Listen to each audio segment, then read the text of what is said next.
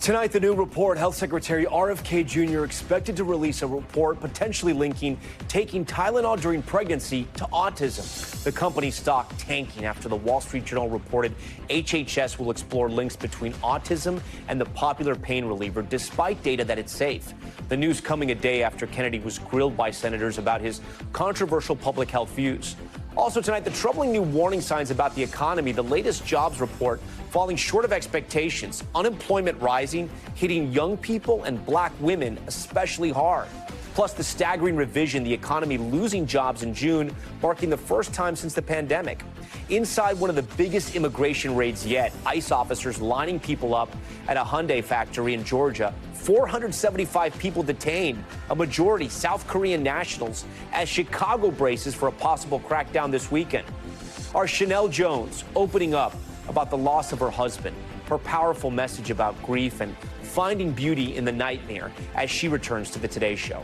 Video as a private jet overshoots a runway in Florida, coming just feet of a bustling highway. And reeling in a record-breaking fish, this 13-year-old with a catch of a lifetime, hauling a monster-sized halibut bigger than he is. How he pulled it off. Plus, what would you do with $1.8 billion? We asked a group of lottery hopefuls as Powerball mania sets in. Top story starts right now.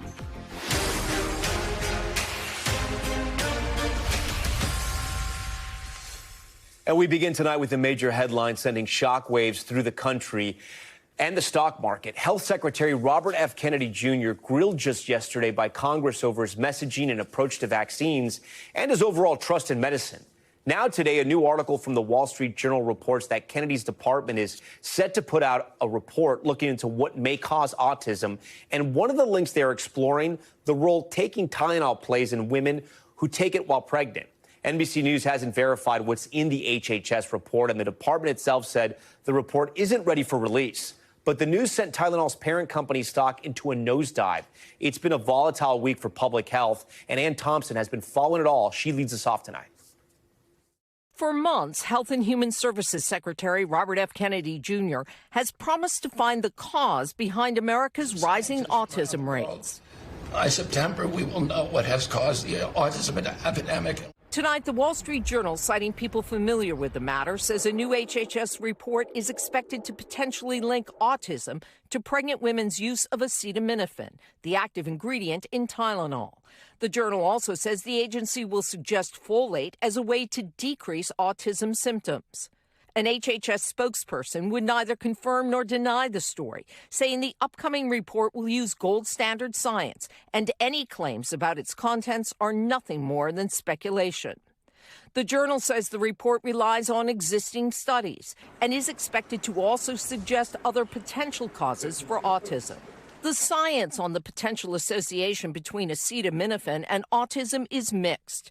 This year, a study from New York's Mount Sinai Hospital suggested prenatal exposure to acetaminophen may increase the risk of neurodevelopment disorders, including autism, while last year a study in JAMA found no link. Today, shares of Kenvue, the company that owns the maker of Tylenol, dropped some 10%. Tonight, Kenvue says it has continuously evaluated the science and continues to believe there is no causal link between acetaminophen and autism. Is it safe for pregnant moms to take Tylenol? It is the position of the American College of Obstetricians and Gynecologists that Tylenol is safe when it is taken according to directions. And with that, Ann Thompson joins us tonight. And I guess the big question is, what should women who are pregnant right now think and or do? So the experts we talked to today, Tom, say the first thing is talk to your doctor, because not taking pain medicine can put the mother and the fetus at risk as well. So there's a balance here. That's one of the things you want to keep in mind. The second thing is to remember that this report is about a potential link and not a cause. There's a big difference. So it's an association, but not the reason for. So we'll see what happens when this report comes out. It's certainly something that's going to get a lot of attention. Yeah, and a good reminder about that point you just made. All right, Ann, we thank you for that. Now to the other major news sending ripples throughout the country and the stock market today. A dismal jobs report revealing only 22,000 jobs were added in the month of August. The news undercutting President Trump's claims of a booming economy, and it comes after the president fired the top official in charge of the data. Here's NBC's Peter Alexander. Tonight, President Trump is dismissing the latest disappointing jobs numbers. They'll say you're losing jobs, and then they'll say, by the way, we have a correction a month later. It follows a weaker than expected jobs report. Employers only adding 22,000 new hires in August. And revised numbers show 13,000 jobs lost in June. The first time that's happened since the pandemic. Unemployment ticking up slightly to 4.3%. The White House acknowledges it's a setback. Inflation is low and economic growth is solid. The only part of the data that's disappointing is the jobs numbers. Just last night, the president hosting major tech executives who touted new investments in America. From Mark Zuckerberg at Meta. At least $600 billion through 28 in the U.S. Yeah. It's a lot. To Apple's Tim Cook. 600 billion. 600 billion. Huh? It's a lot of jobs. President Trump insists that will pay off in a year from now. When these monstrous, huge, beautiful places, they're palaces of genius. And when they start opening up, you're seeing, I think you'll see job numbers that are going to be absolutely incredible. But tonight, among those most affected, black women and young people. The unemployment rate for black women rising to 6.7%. Tyra Sistrunk was laid off from the Department of Education. I'm seeing colleagues who are taking definitely half the pay that they were just so that they could have something. Youth unemployment now tops 10%. Leah Bailey is a recent college grad still looking for full-time work. I feel very almost lied to because I did. I thought that if I had a degree, it would help me.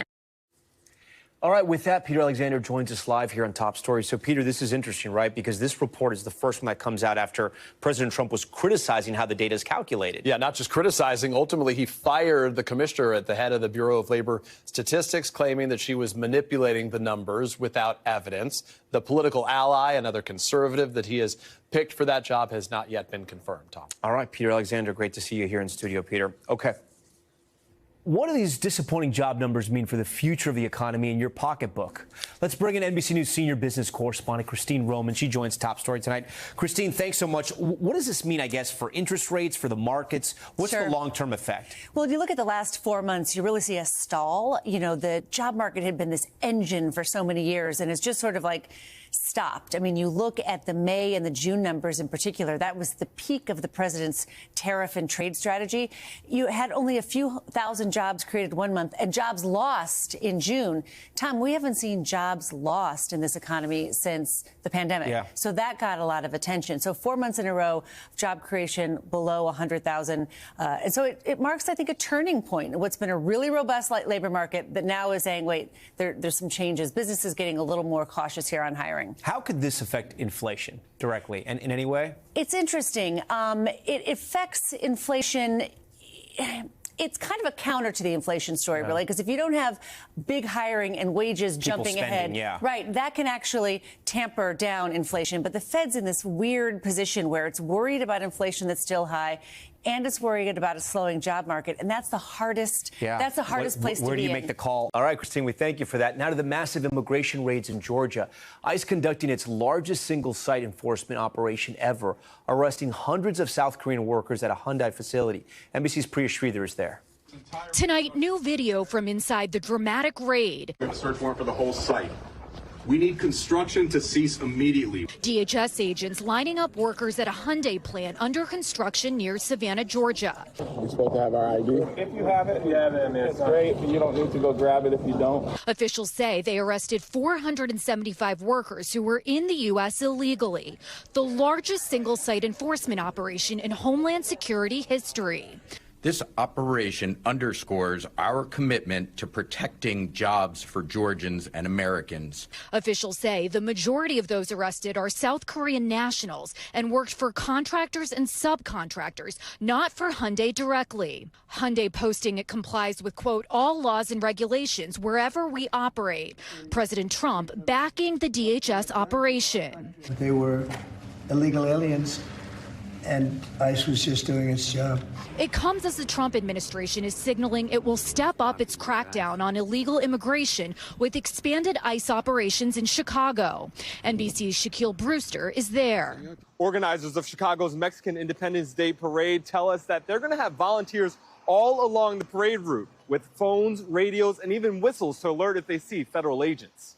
The intensifying ICE action sparking mixed reactions. Our community is under attack. Let's be clear.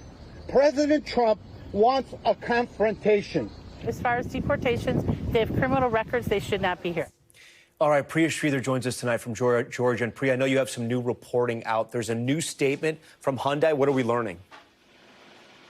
Yeah, that's right, Tom. Well, Hyundai has released a pretty lengthy statement where they're emphasizing the fact that none of these workers who have been detained work for them directly, but instead for contractors and subcontractors. They're emphasizing that they follow all the laws and have zero tolerance for any sort of organization that is not following the laws. However, that being said, they have changed some of their staffing and have, they say that this highlights the need for robust oversight, and they're going to be looking into those subcontractors and contractors to making sure they follow all the employment practices here in the United States. Tom? All right, Priya Sridhar there for us tonight. Priya, we thank you. And new tonight, Israel ramping up its offensive in Gaza City, striking a high-rise building. Video capturing the moment the building is hit and immediately, look at this, crumbles to the ground, clouds of black smoke filling the sky. This happening near a Palestinian civilian encampment. The IDF says Hamas used the building for surveillance. It's not immediately clear if anyone was injured or killed in the strike. Gaza's health ministry says bombardments elsewhere in the city killed at least 27 people. Okay, now to a shocking new report out of the New York Times detailing a SEAL Team 6 operation gone wrong in 2019. Covert American forces off the coast of North Korea were on a mission to plant a listening device to spy on Kim Jong-un. But everything fell apart when they were discovered by a civilian boat. NBC's Courtney Cubie has this story. On a frigid night under the cover of darkness, a group of U.S. Navy SEALs boarded a submarine like this one and quietly made their way to the shores of North Korea. Unaware that their top secret mission was about to turn deadly, say 3 former U.S. officials familiar with the operation. The undisclosed 2019 mission, first reported by the New York Times, was intended to plant a listening device to spy on reclusive North Korean leader Kim Jong-un, according to the officials, who confirmed the details of the plan to NBC News. They say the SEALs used 2 mini-subs to get as close to the shore as possible. Riding with open hatches, they used heated dive suits to protect from the freezing water. The SEALs swam the final stretch to shore. Their number 1 priority, move undetected. They cut all communication, and unlike most missions, they had no drones overhead to warn about possible dangers. So when the SEALs caught sight of a North Korean boat, they had no one to ask for permission and acted immediately, shooting everyone on board. Once they got to the boat, there were no weapons and no uniforms. The men appeared to be fishermen. The SEALs issued a distress call and left without planning the listening device, according to the officials. The mission, approved by President Trump, took place within days of his 2019 nuclear summit with Kim Jong-un. Today, the president denied any knowledge of the operation. I'm hearing it now for the first time. The officials say it's not clear whether North Korea ever knew U.S. Navy SEALs were on their shores. The Pentagon declined to comment. And Courtney joins us tonight from Washington. Courtney, I guess one of the questions people are going to want to know is, did North Korea have any knowledge of this after those fishermen were killed?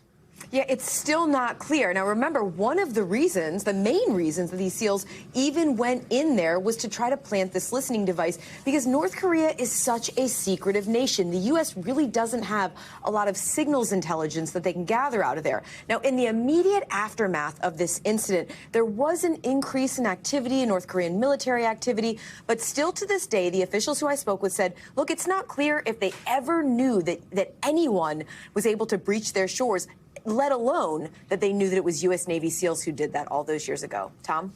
Okay, Courtney Cubie for us. Fascinating story. We're tracking the trouble in the tropics, a major hurricane churning towards Hawaii. And could a disturbance in the Atlantic impact the East Coast? It comes after Hurricane Lorena flooded the streets of Mexico's Los Cabos, submerging cars and destroying roads. The storm now post-tropical, putting parts of the Southwest on alert for flash floods. NBC News meteorologist Bill Cairns joins us now. Bill, what are you watching? Tom, with the flood threat diminishing in Arizona and in areas of Mexico, let's focus on the most powerful storm on our entire planet. Kiko has intensified during the day today. It was a Category 3, now back up to a Category 4. And look at how impressive this is. The symmetry on this kind of looks like a buzzsaw, and you can see in here the well-defined eye. It's not going to be anything like this by the time it gets to the Hawaiian Islands, thankfully. It's going to gradually weaken. It's still about 4 days away from getting closest to the Big Island, about 5 days away from when it gets closest to Honolulu. Notice that it does slowly diminish as it goes over some cooler water. It should be a tropical storm as it gets closer to the Hawaiian Islands. The biggest threat there is going to be how much rain we get. There's high, tall volcanoes, and they ring storms out, so the flood threat is pretty great. Here's all our spaghetti lines from all of our different models, and you can see here a lot of them are just to the north of the Hawaiian Islands. A few do go in there directly, so we'll wait and see how that forecast tweaks a little bit in the next couple days. As far as out in the Atlantic, we're still watching this area of disturbed weather. There is a chance that this will develop this weekend, but we do think it's now about a 70% chance. It was 90%. And as far as areas at risk, it would be anywhere in the islands leading into the Caribbean, the Windward Islands. Right now, it is not certain if this will be a threat to Puerto Rico or not. The odds of this becoming a big, powerful storm are lower now, Tom, than they were yesterday. Okay, we'll keep an eye on it anyway. Bill, we thank you. Still to come on Top Stories, I should say, America's billionaire boom. They're in California, Mississippi, even a Montana town with just 172 people, over 1,100 of them and counting. Who's on the list and what are they doing with all their money? We're going to ask. And tonight, millions of Americans are hoping to join the Billionaire Club by winning the second largest Powerball jackpot in history. We took to the streets to ask, what would you do with $1.8 billion? And the Today Show, welcoming back our beloved colleague and friend, Chanel Jones. Her powerful story of faith and resilience after losing her soulmate and the father of their 3 children, Uche. That moving interview, a lesson to us all. Don't go away.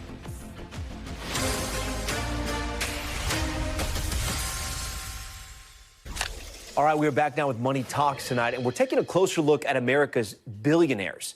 When the word billionaire is thrown around, you probably think of tech titans like Jeff Bezos, Bill Gates, or media giants like Oprah Winfrey and Kim Kardashian. And, of course, business tycoons like Warren Buffett and Mike Bloomberg. But a new report out in the Wall Street Journal shows there's a growing number of billionaires that go beyond the A-list names. By their count, there's now, get this, 1,135 American billionaires spread out across the country. Here to break down the changing dynamics of wealth is one of the authors of that report, Wall Street Journal special writer Teo Francis. Teo, thanks so much for joining Top Story tonight. You know, we have this idea that billionaires are A-listers from Silicon Valley, but you found only 110 of them made their fortunes in tech, other industries well represented. 300 billionaires, I think, come from banking and the finance sector, and 75 made their money in real estate. So seeing how varied these billionaires are, did that surprise you? You know, I think people really do think about the top of the list, right? The Elon Musks and the Jeff, Mark Zuckerbergs and Jeff Bezos, all of them. There are a lot of them, and they range from people who made their money in selling HVACs to, entertainers, to people who sell, roofing supplies. It really is a big range, and I think what surprised me most was the breadth of it. Yeah. Another big takeaway from your reporting is the collective wealth of the ultra-rich. You estimated it's close to $5.7 trillion, right?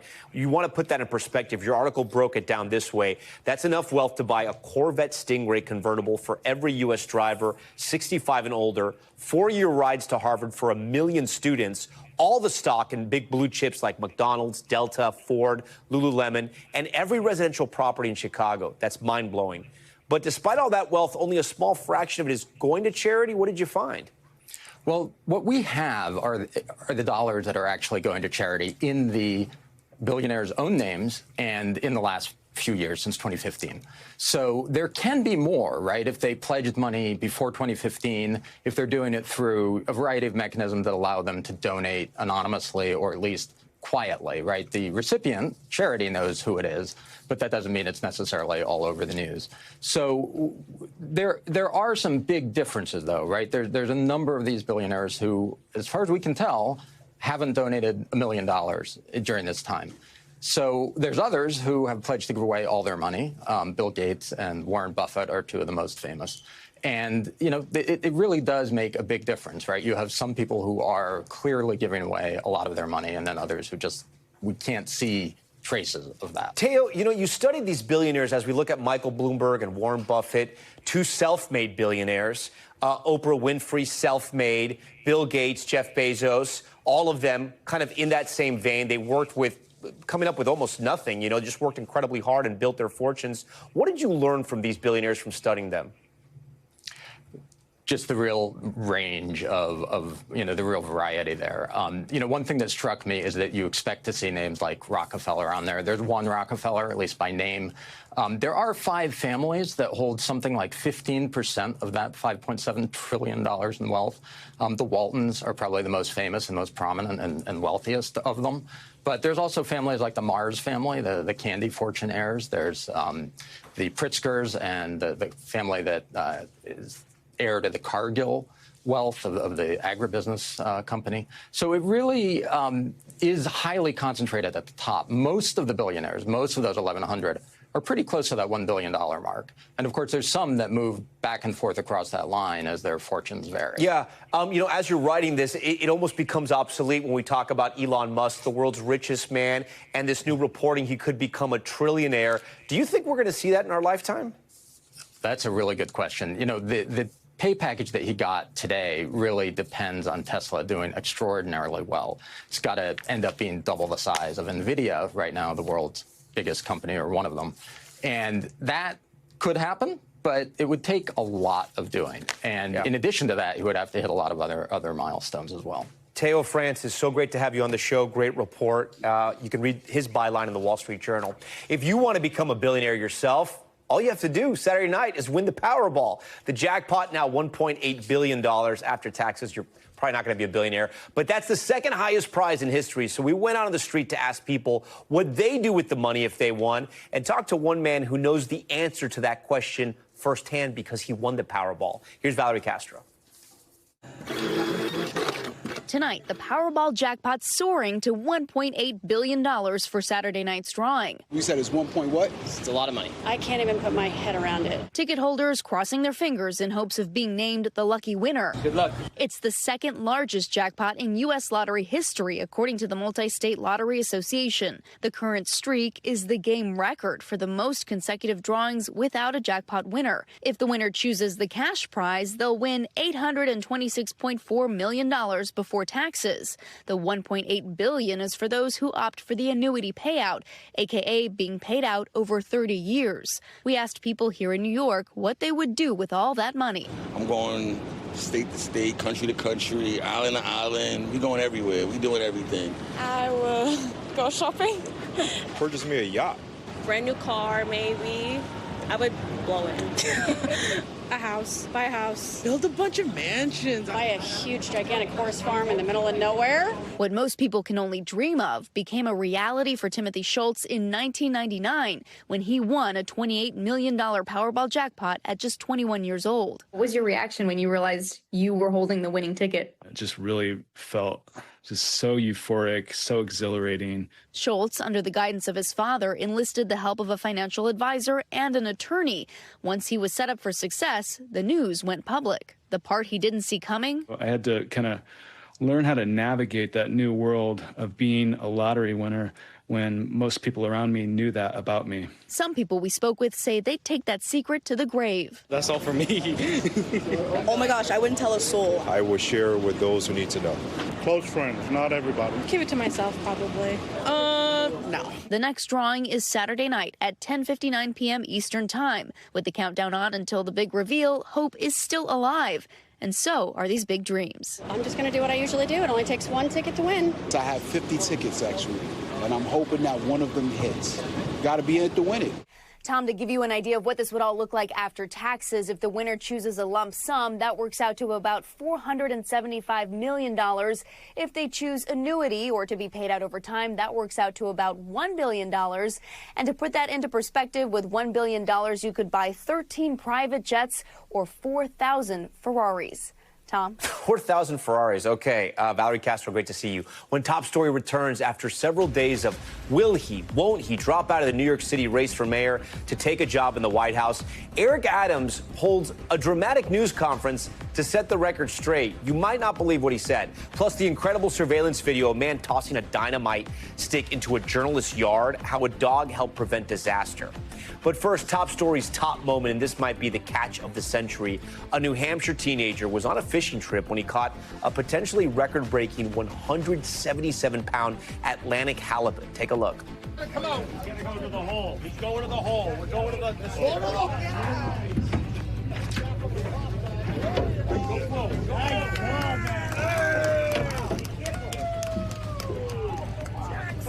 You see it right there. Jackson DeNeo holding up the fish that weighs more than him.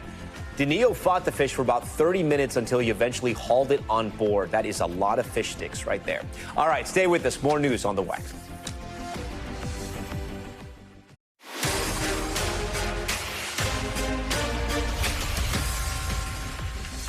We're back now with Top Story's newsfeed, and we start with an update to a story we brought you last night. Several newspapers reporting that New York City Mayor Eric Adams is considering dropping out of this year's mayoral race and taking a job in the Trump administration. This evening, he set the record straight. I want to be clear with you. Andrew Cuomo is a snake and a liar. I am in this race, and I'm the only one that can beat Mandani. That announcement on the heels of a New York Times article that said Adams had a secret meeting with Trump advisor Steve Witkoff to discuss a possible role as ambassador to Saudi Arabia.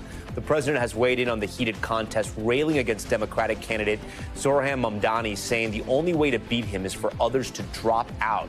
Former New York Governor Andrew Cuomo lost to Mamdani in the primary, but is now running as an independent. Okay, and an unsettling discovery in Oregon, a man, get this, found living inside of a condo's crawl space. Police releasing pictures of the makeshift home decked out with string lights, chargers, and even a TV. Deputies say they were called after someone saw the door to the space was open and light was shining through. The man was charged with first-degree burglary and unlawful possession of meth. All right. A French winemaker is behind bars after being found guilty in a multi-million-dollar scheme to sell fake champagne. 56-year-old Didier Chopin was convicted after he produced hundreds of thousands of bottles using wines from Spain and France while adding in carbon dioxide. Champagne can only be produced with grapes grown specifically in France's Champagne region under very strict rules to receive that title. And new surveillance video captures the close call for a private jet that overran a runway in Boca Raton. You see the plane gliding down the runway there in South Florida, coming to a stop within just feet of a very busy highway. That cloud of smoke is actually material used to slow down aircrafts that overshoot the runway. 2 crew members and 2 passengers were on the plane. Thankfully, no one was injured. The FAA is investigating. That was a close call. Now to an incredible personal story from one of our NBC colleagues. For months today, co-host Chanel Jones had been fighting a battle most of you didn't know about, supporting her husband Uche through his fight against cancer. Tragically, this past May, Uche passed away, and Chanel took time to be with her family during this unimaginable loss. As she returns to today, Chanel's now sharing her story with Savannah Guthrie. I think the first question is the one that seems simple, but it's the hardest in some ways, which is just, how are you doing? That might be the hardest question. You start with the hardest question. In this moment, I'm okay. Day to day, I'm okay. From a macro picture, how am I doing? My heart is shattered. My heart is shattered in a million pieces. The life that I've known since I was 19 is no more. I've always wanted kids, and I have 3 kids of my own now, and they've lost their dad, and I'm their mom. It sucks. So how am I doing? You know, it's day to day. I'm proud of myself for, you know, how I've coped so far. I'm proud of my kids for how we've been able to try to pull through, but it's horrible. It's just horrible. But I'm here, I'm breathing, and I'm okay. I'm okay. It's a nightmare. It's a nightmare. But something that you've said to me a lot over these months sometimes is it's a beautiful nightmare. It's a beautiful nightmare. And when you say that, what do you mean? You know, everybody knows by now, Uche and I were college sweethearts. And I remember when he was 17 and I was 19. And we were sitting in my dorm room at Northwestern, and we used to have this beautiful view of this clock tower. And we would stare out the window sometimes at the clock tower and just talk and dream, and sometimes just not talk and just be. Fast forward almost 30 years, I'm sitting in this beautiful, beautiful hospital room, and we were looking at this beautiful view of New York City. Here we are again, not talking. And I remember staring out of the window, and I'm like, oh my God, like, it's like this crazy full circle moment. Here we are again, not talking, and it feels like a beautiful nightmare. It felt scary, it felt divine, it felt bigger than us. But at the end of the day, like, when we shut the door and it was just us, that was always when we felt like we were at our best. And my 19-year-old self did it, and then my 47-year-old self was doing it again, and it was just like, and we would just hold hands. And the nurses would come in, and they would call us the lovebirds. And we would just look at each other, say, I love you, and hold hands. But that's what I mean by beautiful nightmare, because I found beauty in the nightmare.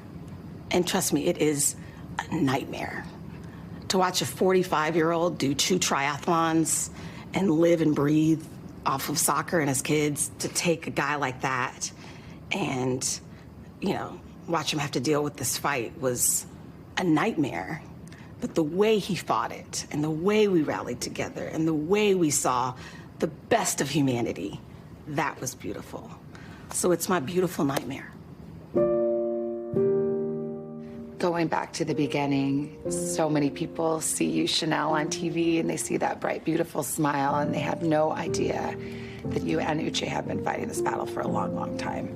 We have. When did you first realize that he was sick? It was, I'd say, a few weeks before I ran the marathon. And I know that people will say, what? But I ran that marathon with that on my shoulders. And little did I know that marathon was gonna set me up for a real one.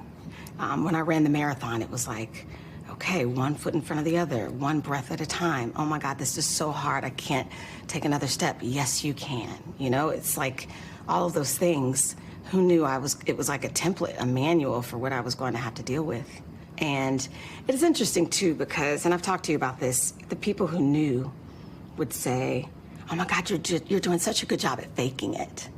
And it really bothered me. I would kind of brush it off, but it bothered me because I thought, I'm not faking it. Like, my joy is real. I was on television for almost a year. With this happening behind the scenes? Yeah, I would do the show and then hop in the car and go be with him during chemo. But you say, I wasn't faking it till I make it. Your no joy fake was it till you real. make it. My joy was real. And I think 2 things can be true. I can hold on to my joy, first and foremost, because I had my faith. And you couldn't tell me that he wasn't gonna beat it. I believed that he was gonna be okay. I knew it was gonna be tough, but we all believed he would be fine. And I got to that place where I didn't know what tomorrow would bring. So when I decided to take a leave, that was why, because I didn't know what tomorrow would bring. And I was starting to feel like I didn't wanna miss it. I didn't wanna look back. I wanted to be strong, and I wanted to look back and know that I was strong. But I didn't want to be so strong that I missed this blessing right in front of me. You know, that I missed the fight, that I missed the beauty in the fight, that I missed just looking in his eyes, because I was his oxygen sometimes. I would just, I love you. We're gonna be okay, I love you. Look at me, I'm here. And can I just say, Chanel, as your friend that witnessed this, you did that. You put the whole family on your shoulders, you carried him. You never lost that light in your eyes for him. You never lost it, and he never lost that light in his eyes for you. Yeah, if anything, it feels like it got stronger, you know? Listen, we would have been married 18 years this month. And it just felt like we always kind of had it. And when he was dying, I would say, this sucks and this is scary, but if you asked me if this was gonna be my fate, I would do it all over again.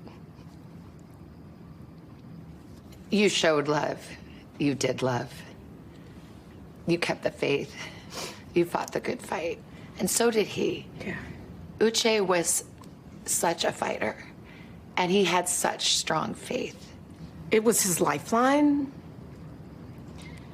You know, I can easily understand why when people go through something like this, they turn away from their faith. There are times where I'm like, God, I've been praying for this job since I was in 5th grade. Like, yellow construction paper, I did the helmet hair. Miss James will tell you, I did little hoop earrings and a little box by my head in 5th grade, and you got me all the way here and you take my husband. Are you kidding me? Like, really?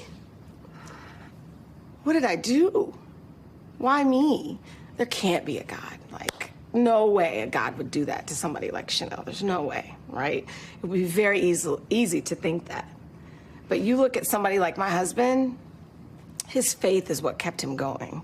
You talk about faith over fear, he had it.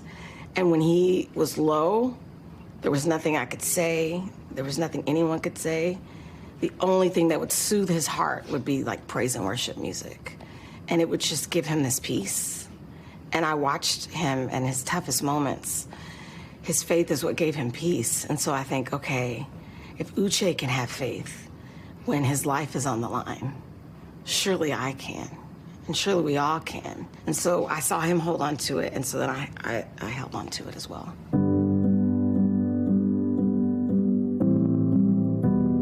You've been incredibly strong for your kids. You have your own grief and your own sorrow, but you're also raising 3 kids and carrying their grief as well.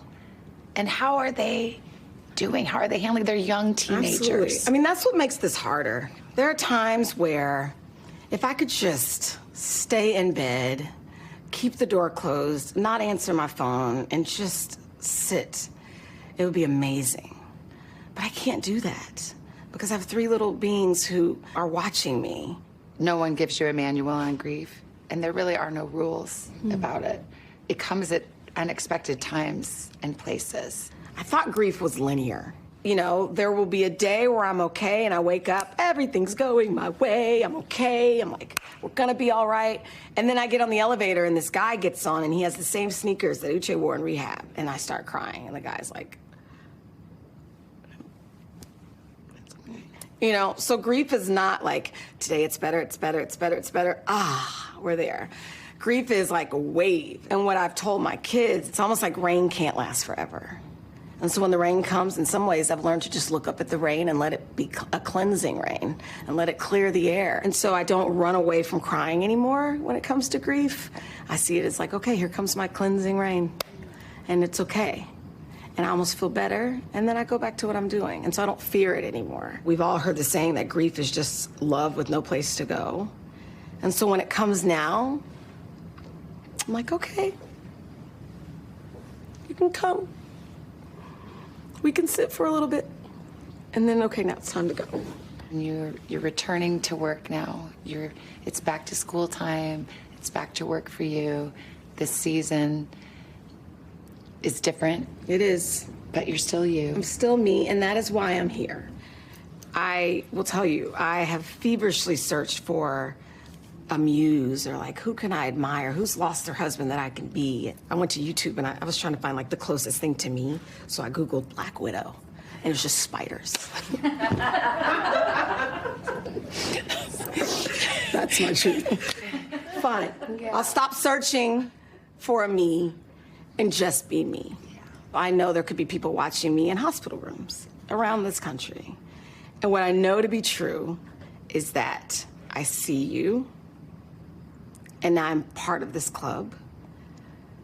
But cancer doesn't have to steal our joy. We can get up, we can get out of bed, and we can go to work. We can go to school. we can squeeze the most out of the days that we have. And honestly, I feel like Uche's heartbeat lives on in mine. So I owe it to him to just squeeze the most I can out of this thing. It's like, okay, we got this for you. And so for all of us who are grieving, it's like, okay, we can grieve, but we can also still try to move forward. We don't move on, but we move forward with our loved ones. And I hope that just by me being on this set and me returning to work, it's like, okay, if I can do it, so can you, right? So don't get me wrong, like, my heart still hurts. So if you see me now and you see me laughing, or you turn on the morning show and I'm laughing or having a good time, you root for me, because I'm fighting for my joy. And Chanel, welcome back. We thank you for sharing your courageous journey, and our hearts are with you and your 3 beautiful children. We will be right back. We are back with a wild story out of Peru. A stick of dynamite tossed into a journalist's front yard, diffused by the family's dog. Police saying that brave pup likely saved the lives of the family, but the investigation continues into who targeted the home. Sam Brock has the details and the video. Tonight, a Peruvian journalist and his family are alive after security footage shows someone taking an explosive device and dropping it in the courtyard of their home in a city north of Lima. But the journalist says quick action from his hero pup, Manchis, at 1 in the morning may have averted disaster as the dog tried to move it with her paws and snout, then ate the fuse. Do you think Manchis saved your life? Of course. The La República investigative reporter told us the evidence is in the video, and I now fear for her life. Carlos Macias Zarate says he does believe he was targeted due to the nature of his work and immediately phoned police after it happened. He tells us the police informed him it was the kind of dynamite used in landmines and ultimately have detained a suspect. With all attention now falling on the fearless 25-pound canine who suffered injuries. How is Manchis doing today? She's having trouble barking, he said, explaining her vocal cords were damaged. You can't hear her bark now. The family will need help for medical care. Still, the Cocker Spaniel mix's actions saved an entire household with 10 people and 3 other dogs inside. She chewed it and saved our lives, he told us. Proof that this pup is not only man's best friend, but also best protector. And Zarate's publication also issued a statement here, Tom, saying this is not an isolated incident, but rather a serious attack on press freedom and public safety. They say the intervention of a 4-legged hero prevented a dynamite attack from turning into a tragedy. Tom? All right, that does it for us tonight here on Friday. Thanks so much for watching Top Story. I'm Tom Llamas in New York. Stay right there. More news on the way. We thank you for watching, and remember, stay updated on breaking news and top stories on the NBC News app or watch live on our YouTube channel.